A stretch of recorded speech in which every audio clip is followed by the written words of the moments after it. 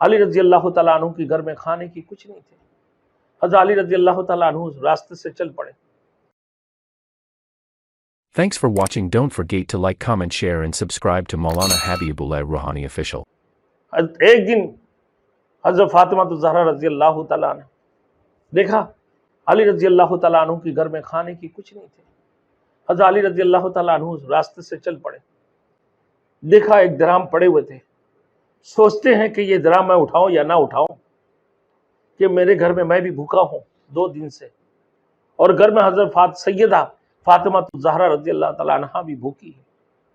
کیا میں یہ درہم میں اٹھا لوں یا نہیں؟ سوچتے رہیں. بالآخر اس درہم کو اٹھا لی، اور اٹھا کر اس سے کچھ 1 سا گندم اس سے خریدے، اور لے کر فاطمہ الزہرا رضی اللہ تعالیٰ عنہ کے پاس لے کے گئے کہ اسے سے معاملہ ہے. تو وہ بھی 2 دن سے بھوکی تھی، اور وہ گندم اپنے چکی میں پیستے ہوئے حضرت فاطمہ الزہرا رضی اللہ تعالیٰ عنہ چکی کے اوپر گر پڑی بھوک سے. پھر یہ باتیں اللہ کے رسول صلی اللہ علیہ وسلم کے پاس تشریف لا کے فرمایا علی رضی اللہ، یا رسول اللہ کیا میرے لیے یہ جائز تھے؟